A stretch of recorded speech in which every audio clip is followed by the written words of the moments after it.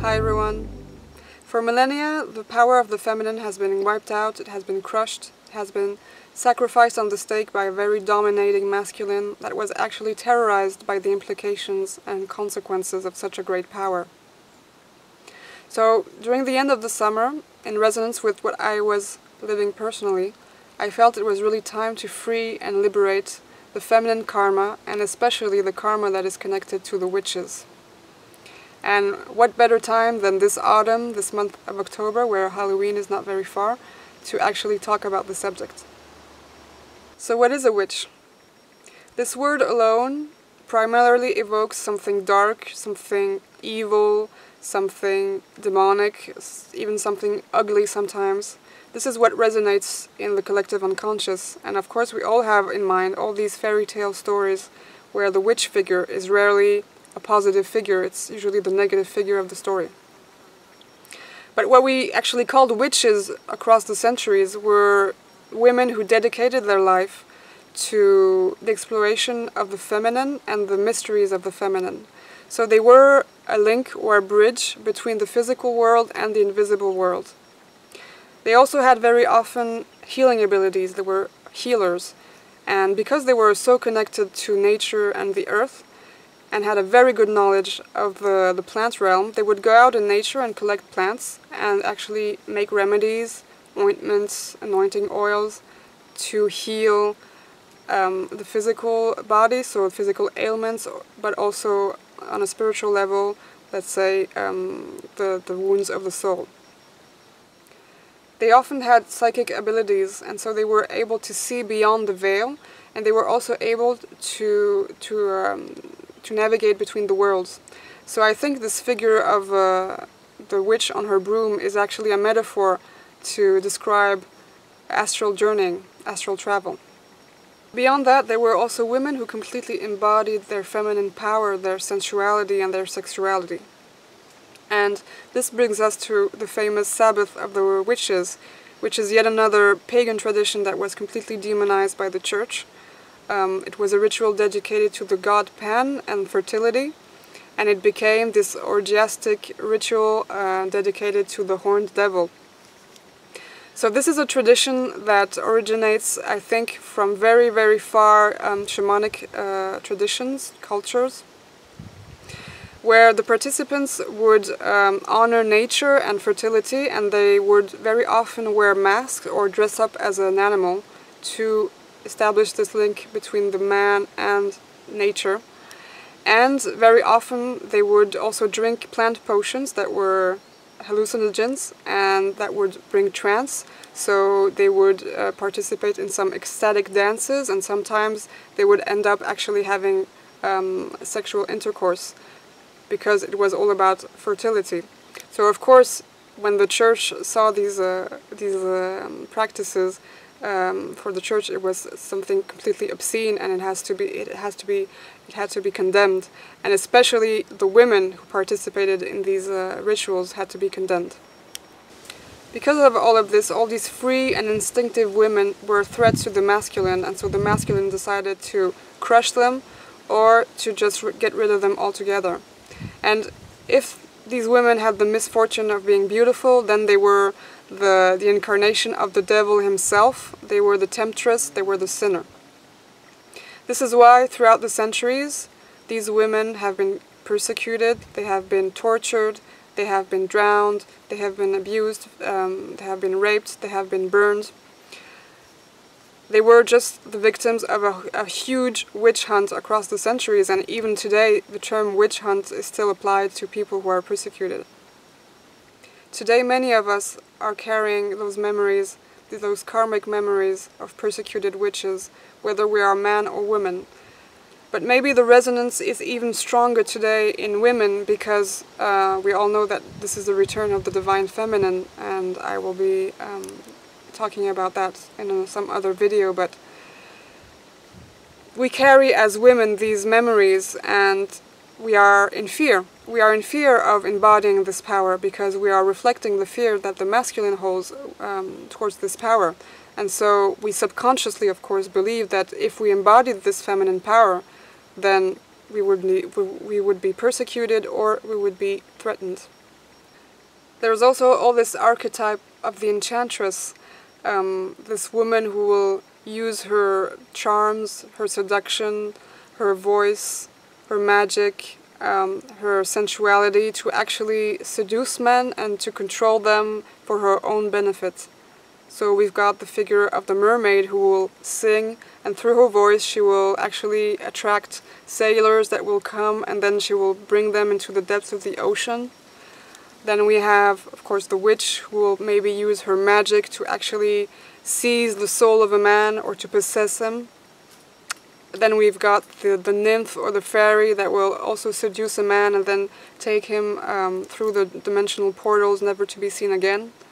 So as women, we really carry this belief that if we fully embody this feminine power and also this creative force that we hold, because femininity is also related to creativity and this creative force, if we use it or if we embody that, it means that we're going to go to destruction. It leads to destruction or our own destruction, of course. And on the other hand, there's also this whole belief that if we are sensual and if we are in touch with our feminine sexuality, then we become either the prostitute or a prey in the eyes of the masculine. Today, it is still evident that the feminine power is frightening and it is feared. We only need to look at where most of the religions on this planet are concerning this subject, and even in our secular societies, it is so deeply anchored into the collective unconscious. So I think it is really time for us as women to free ourselves from this witch karma and to reconnect profoundly with our femininity and the mysteries of the feminine. Without being the victim, but also without becoming the castrator, the seductress, the manipulator, or the controlling woman. It is also very important for us as women to reconnect with our sisterhood, because the masculine has divided to rule and it has put women in competition with each other. So it's like, who's going to be the most beautiful, the most virtuous, the best mother, the best wife, and women have become rivals. So it's really important to honor our femininity and to also honor our femininity, but together. So let's reform moon circles or women gatherings and honor ourselves together and honor also our sisterhood. And let's also reconnect ourselves with the natural cycles of life, because a woman's cycle is naturally connected to the cycles of life. So I felt the call of our sisters to be freed from this suffering. And while I was writing on the subject, I really became very emotional. I was feeling the presence of a lot of souls, and not necessarily incarnated ones, that were trapped into the suffering, and they were still carrying this burden of all these persecutions and massacres and all of these horrible things that happened in the past. So I would like to offer them, and to offer you and us, this liberating prayer, if you would like to join me. And before I go into this prayer, I would like to share this card that I pulled from this card deck that is actually in French, and it's called Femininitude. So, Femininitude. It's a very nice card deck. I don't know if it exists in English, but the card I pulled for this particular subject was Blossoming. And it is a beautiful illustration. All illustrations are very beautiful in this card deck. So I'm going to translate this card and actually read the guidance that is connected to this card, because I thought it was very appropriate for the subject of today. Are you close to your identity as a woman?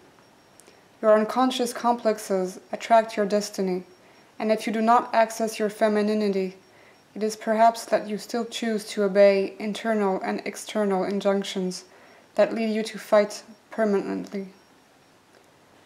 In front of this battlefield, it is always possible for you to change the course of your story by daring to be yourself in all your authenticity as a woman. You are a unique being in the world, as each flower is unique. Now open the doors of your feminine to reveal who you really are right now. For this, you must agree to open the center of your sex, your heart, as well as your head. Dare to reveal your perfumes, your essence, like this flower that opens under the dew of the early morning. Open the heart center because a woman loves first with her heart. Accept the male energy because man brings you the dimension of sex, even if it is you who holds the key to your joy. Do not forget your sex life by thinking it is diabolical energy. On the contrary, sex is never polluted, it is like a flower pistil. It is our mind that is a barrier to our woman's flowering, because it creates impediments and fears that close us to our potential for joy. Feel every moment of life run through head to toe like an invigorating sap, and let yourself become a red poppy, a fragrant rose, a solar daisy, a royal lily. So I invite you to join me in this prayer now, if you wish to, by closing your eyes and placing your left hand, if you are a woman, on your heart and connecting with your heart, and if you are a man, then put your right hand on your heart. May all women, witches, healers, shamans, drop their pain in this moment. May the light of peace enlighten every one of their souls, so that they may ascend to the light. May forgiveness be granted to the masculine in pain, who perpetrated all these acts in the name of an illusory domination. May all of these women be forgiven, forgive themselves, and forgive their perpetrators. May the information and memories of pain and persecution contained in every cell of the feminine be cleansed and transmuted by the fire that once served destruction. May this fire become liberating again. May all these women rise up again and embody the great feminine in all her power. May all women be free to express their feminine, creative, sensual, and mysterious power. May this healing and loving feminine help to elevate and support the great transformation of the planet. May all of these women reconnect to the great goddess, to Mother Earth, and continue to work together, hand in hand. And so it is. Thank you. Thank you. Thank you. Sat Nam.